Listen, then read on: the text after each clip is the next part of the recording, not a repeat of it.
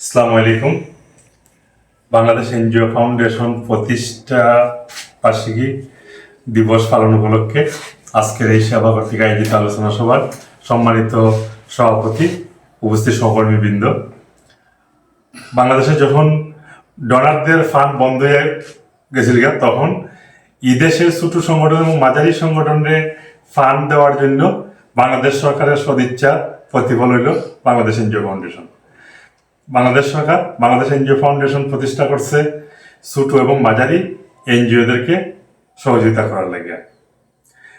এই সংগঠন একটি রাষ্ট্রায়ত্ত প্রতিষ্ঠান, কিন্তু অনেকেই এটা জানে না। বাংলাদেশ এনজিও ফাউন্ডেশন বলতে বেসরকারি প্রতিষ্ঠান মনে করে। এটা বাংলাদেশ অর্থ মন্ত্রণালয়ের আওতাধীন একটা বিশেষায়িত প্রতিষ্ঠান। এই প্রতিষ্ঠান ছোট এবং বড় সংগঠনে ফান্ড দিয়ে থাকে। সেবা 2008 সাল থেকে এখন পর্যন্ত অর্থাৎ 16 বছর ধরে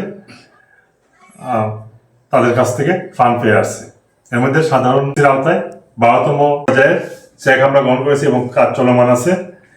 সাধারণ কর্মসূচির আওতায় আমরা ছাগল বিতরণ করেছি, ল্যাট্রিন বিতরণ করেছি,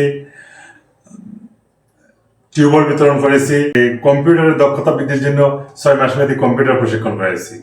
এছাড়া আমরা বিশেষ বরাদ্দ 2বার পেয়েছি। বিশেষ বরাদ্দ দিয়ে নাসিমাবাদ চা বাগান এলাকায় ল্যাট্রিন বিতরণ করেছি। আর এবছর আমরা বন্যা উত্তর কর্মসূচির আওতায় বরাদ্দ পেয়েছি প্রথমবার, এবং আমরা বর্জুস এরিয়ায় বন্যা দুর্গত 14টি পরিবারে আমরা সেমি ফাঁকা ল্যাট্রিন বিতরণ করেছি।